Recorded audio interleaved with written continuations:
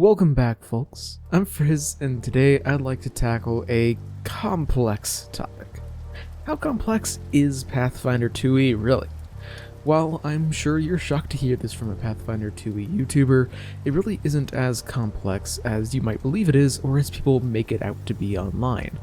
While this video is mostly meant for people who play other TTRPGs, especially D&D 5e, it's most likely also useful to anyone who's ever tried to convince other people to try 2nd edition. Let's get into it. First off, I'd like to say that I truly believe that the misconception that Pathfinder 2e is a super crunchy system is just because it is the sequel or addition to Pathfinder 1st edition. Take it from me, as someone who loves Pathfinder 1st edition, that it is one hell of a crunchy system. It's a ton of fun once you get to learn how it works, but don't get me wrong, it is a beautiful disaster, but it is a disaster. Comparatively, Pathfinder 2nd edition is insanely straightforward. For example, each turn in combat in Pathfinder 2e is so much more straightforward than either Pathfinder 1e or, in my opinion, D&D 5e. You just have 3 different actions each round, rather than different types of actions. That's a lot easier to explain to new players than saying, oh, you have a standard action, a move action, and a bonus action. Generally speaking, you're going to be making a maximum of 3 rolls per turn, and unlike Pathfinder 1st edition, you aren't going to be adding and subtracting huge situational modifiers on each roll, since modifiers in 2nd edition generally stick somewhere between -2 and +2, and shockingly, -2 and +2 aren't very hard math. And just for a second here, can we talk about Mathfinder? Since it isn't really true that Pathfinder 2e has any more math than D&D 5e. If you compare 2 high-level characters between Pathfinder 2nd edition and D&D 5th edition, I'm confident that you're going to be doing around the same amount of calculations. And guess what?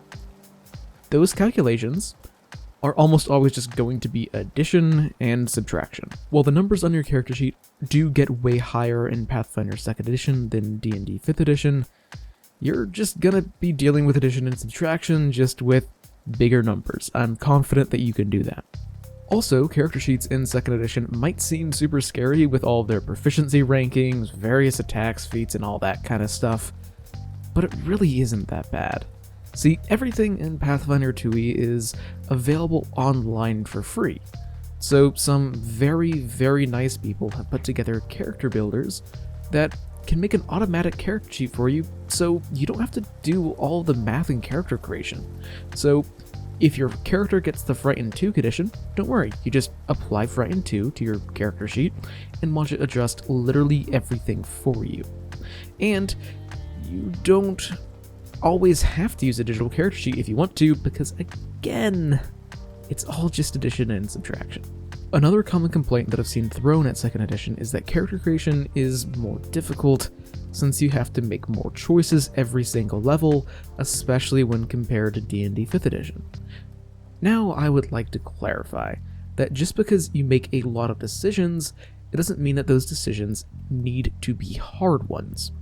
As I mentioned recently in a video covering min-maxing in Pathfinder 2e, the game is quite literally designed so that it's hard to make explicitly bad characters.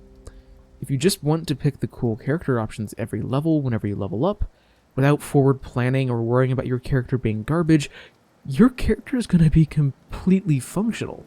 You can just relax and not worry about making an optimal character, and you'll have a good time. Honestly, I feel like this conception among 5e players is mainly because you get so few character choices that you get while leveling up as a 5e PC that are all incredibly impactful as to what your, character is going to be like. So I feel like 5e players are inclined to believe that that is the same choice in Pathfinder 2nd edition, where every choice will make or break your character. Thankfully, that's wrong. That's just straight up not the case. As might be made clear by now, I don't think that Pathfinder 2e is any more complex than D&D 5th edition, so long as you're willing to commit a smidge of time to learning the rules and are capable of doing some slight mental math. And when I mean slight mental math, I mean adding +1s and adding and subtracting 10 to see if things critically succeed or fail. I'm not asking for rocket science here. Basically, Pathfinder 2e is nowhere near as complex as people make it out to be online, and if I had to GM for a completely brand new group who've never played TTRPGs in their life, I would choose Pathfinder 2nd Edition every single day of the week. Thanks for watching. I know that this video has a bit of an Edition War vibe to it, but I just want to say that I have nothing against D&D 5e. If you're familiar with it and you don't want to learn a new system, that is entirely fair. But it is all free online. I'm just a bit frustrated with the popular opinion that seems to be about 2e Online, which is basically just twisted by association with Pathfinder 1st Edition. And if more people play Pathfinder 2e, then they're supporting a company that's actually unionized. And it'll also help break D&D's monopoly on the TTRPG scene, which is literally impossible to be a bad thing. Do you think that I got anything wrong in this video? Do you have a burning point to make? Got a nice compliment for me? Let me know in a comment down below. And regardless, until I see you next, live a wonderful life.